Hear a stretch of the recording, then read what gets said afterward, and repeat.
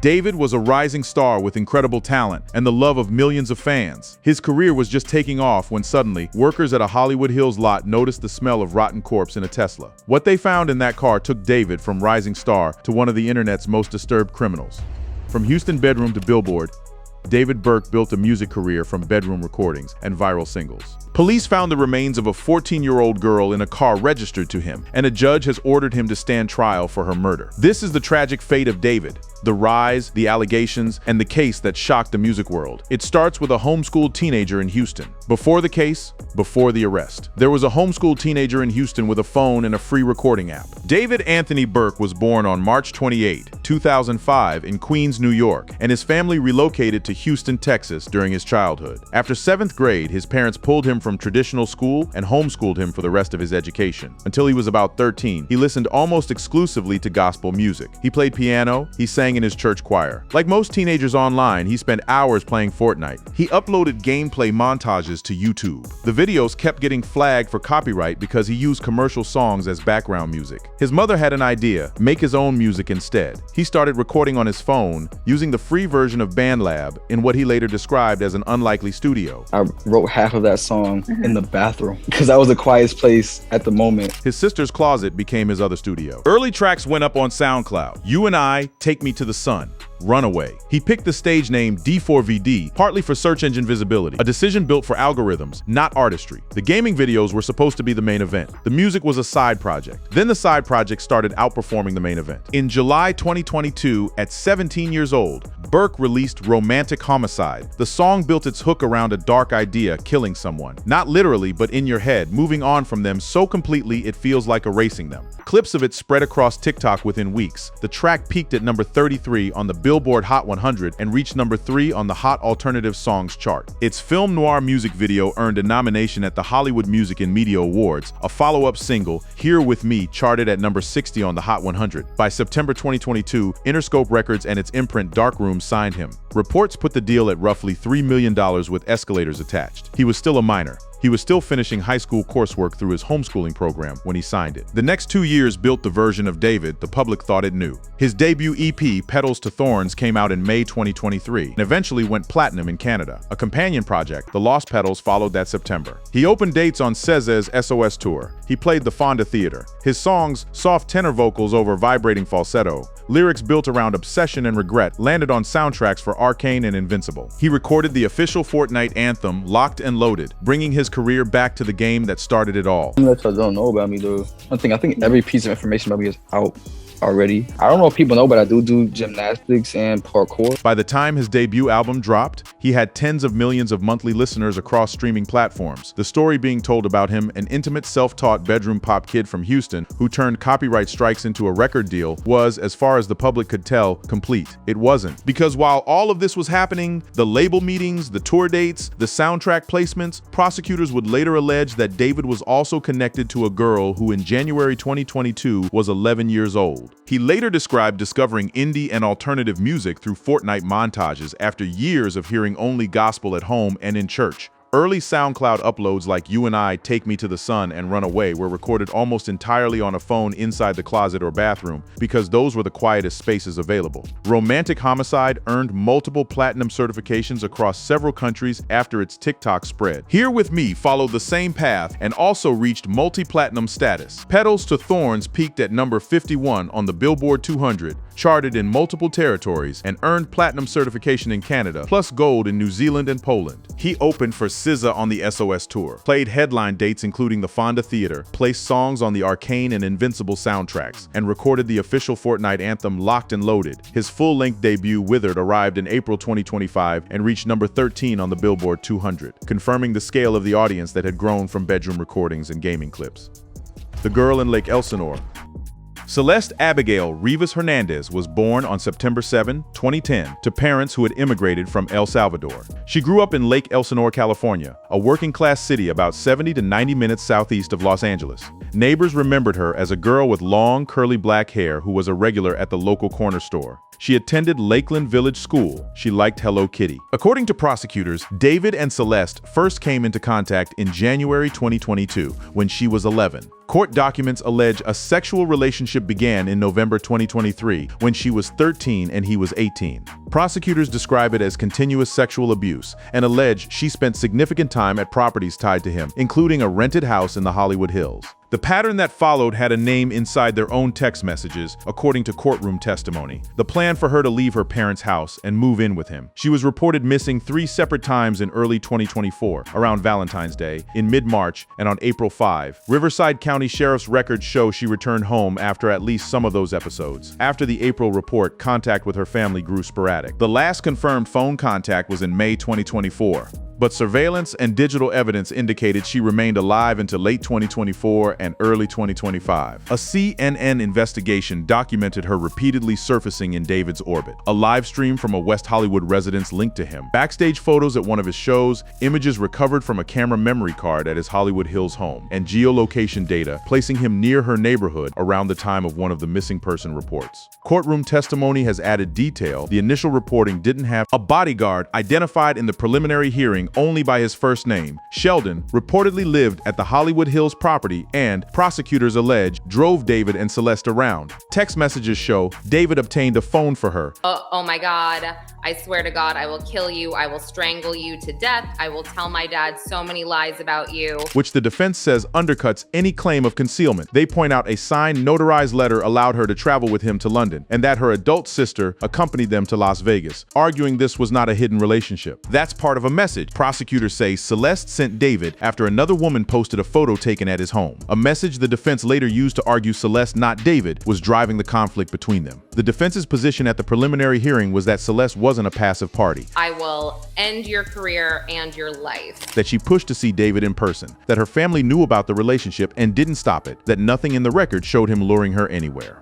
The prosecution's answer was that none of that changes the legal question at the center of the case. What happened in the hours after she arrived at his house on April 23, 2025? Her parents, Jesus Rivas and Mercedes Martinez, later described her in a public statement as a beautiful, strong girl who loved to sing and dance. Friday nights were family movie nights, and they remembered her always saying she loved them. Neighbors in the working-class Lake Elsinore neighborhood recalled a quiet first-generation daughter of Salvadoran immigrants who attended Lakeland Village School and was a familiar face at the local corner store. She was reported missing 3 times in early 2024 and returned home after at least some of those episodes. Contact with her family became sporadic after the April report, with the last confirmed phone contact in May 2024. A CNN investigation later documented her repeated appearances in David's public and private orbit through live streams, backstage photos, camera memory card images, and geolocation data near her neighborhood.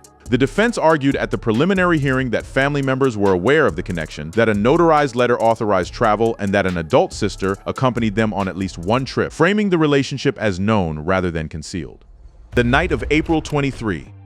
By November 2024, prosecutors say David and Celeste had broken up, but the relationship and the sexual contact continued. On April 22, 2025, the two had a long, heated text exchange. Celeste, then 14, was jealous over other women in David's life. According to the prosecution's filing, she threatened to expose information that would end his career. The next day, April 23, 2025, prosecutors allege David arranged an Uber to bring her from Lake Elsinore to his Hollywood Hills house. She arrived around 10:10 p.m. She was never seen alive again. Prosecutors' theory, shortly after she arrived, David stabbed her multiple times and let her bleed to death. The Los Angeles County medical examiner determined the cause of death to be multiple penetrating injuries, wounds to the torso that may have been sharp force injuries. The body was later dismembered. In the days after, prosecutors say, David used a fictitious name. There's no evidence that he tried to save her life, no evidence that he contacted law enforcement, and she's saying Victoria Mendez to order items delivered to his address. 2 chainsaws, a heavy-duty laundry bag, a cadaver bag, an inflatable pool, a shovel, a burn cage. Court testimony has since laid out a rough timeline of those purchases. A shovel on April 24, the chainsaws on May 1, the pool on May 3, a mop system and another chainsaw on May 4, the cadaver bag and laundry bag on May 5, then a gap. The burn cage wasn't ordered until July 7.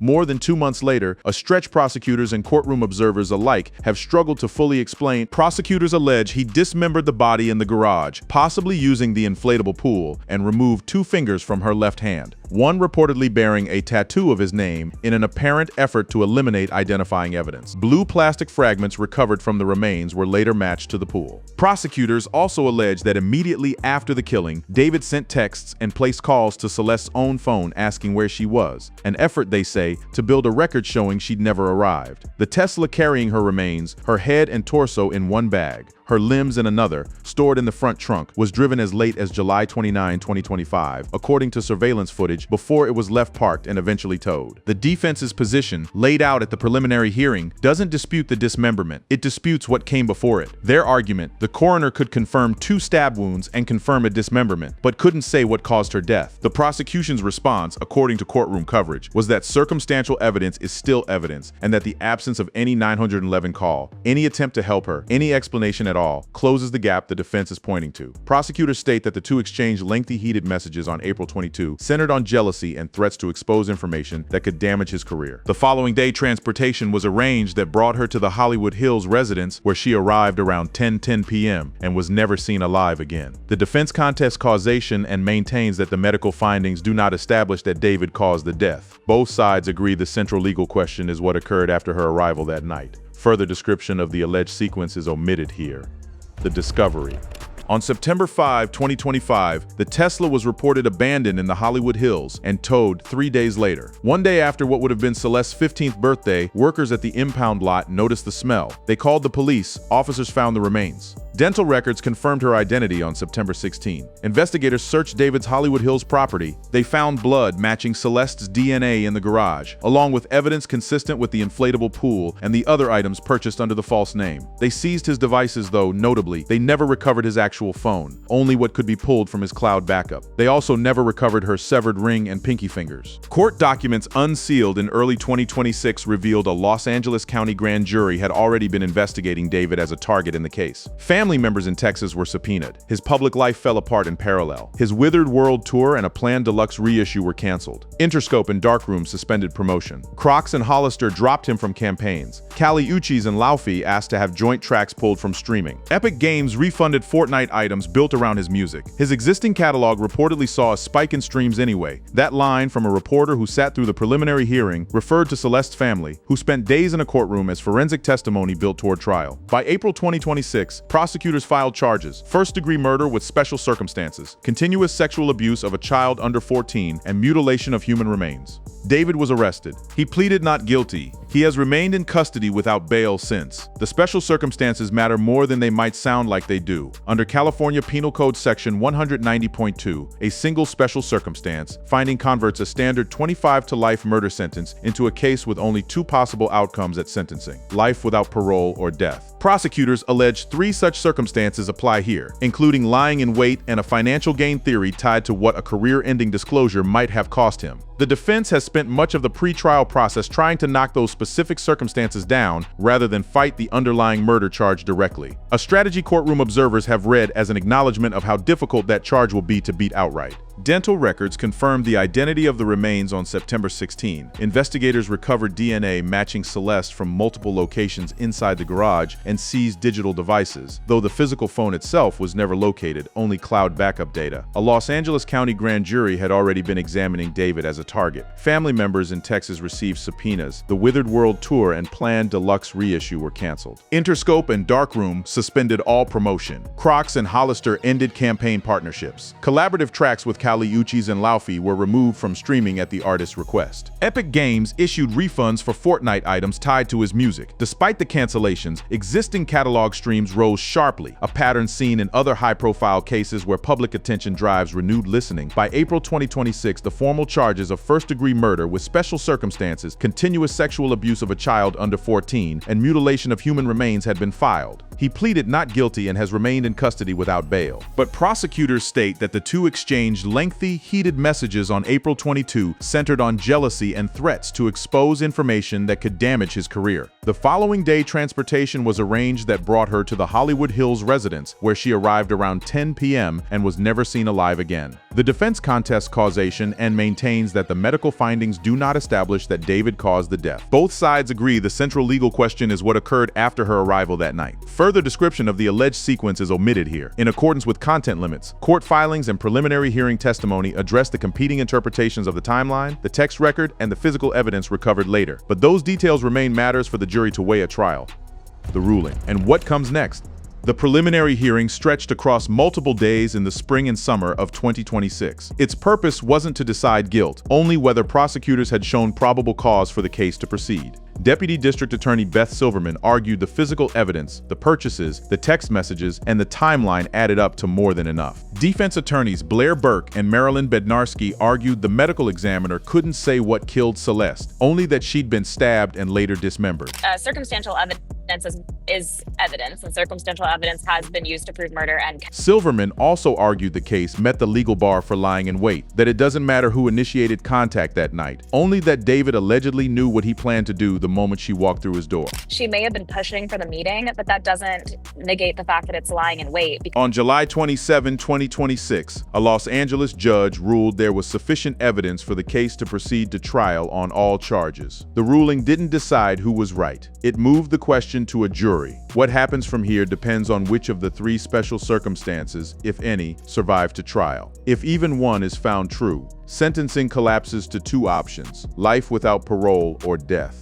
Los Angeles County District Attorney Nathan Hochman has said his office is still evaluating whether to seek death at all. And even if a jury did impose it, California's execution moratorium, in place since 2019, means it would not currently be carried out. David was 20 at the time of the alleged killing. California law gives some youthful offenders a path to parole review, but that path generally doesn't apply once a special circumstances murder conviction locks in a life without parole sentence. Courtroom observers following the case have suggested a trial could take months once it starts, given the number of expected witnesses, the bodyguard, friends who testified before the grand jury, the medical examiner, the detectives who worked the case. The 5-day preliminary hearing featured more than 10 witnesses. Judge Charlene Omido ruled on July 27, 2026, that probable cause existed on all charges in special circumstances and set an arraignment for August 31. District Attorney Nathan Hochman stated his office is still evaluating whether to seek the death penalty. Even if imposed, California's execution moratorium in place since 2019 would prevent it from being carried out. Special circumstances findings would limit sentencing options to life without parole or death and generally close youthful offender parole pathways. Courtroom observers expect a full trial, once scheduled to last months, because of the number of anticipated witnesses and estimate it is unlikely to begin before late 2027. Celeste's family, through their attorney, expressed relief that the case will reach a jury. The public narrative around the music has already permanently shifted. Songs once framed as intimate bedroom pop heartbreak are now inseparable from the unresolved questions surrounding a 14-year-old girl and the trial that will decide responsibility. If David is found guilty of first-degree murder and at least one of the alleged special circumstances is found true, California law under Penal Code Section 190.2 limits the possible sentences to two options only: life in prison without the possibility of parole or death. The special circumstances charged in this case include lying in wait, murder for financial gain, and murder of a witness. A single true finding on any one of them is enough to trigger those two outcomes. Without any special circumstance, first-degree murder would normally carry 25 years to life. The special circumstance finding removes the possibility of parole. Los Angeles County District Attorney Nathan Hochman has stated that his office is still evaluating whether to seek the death penalty.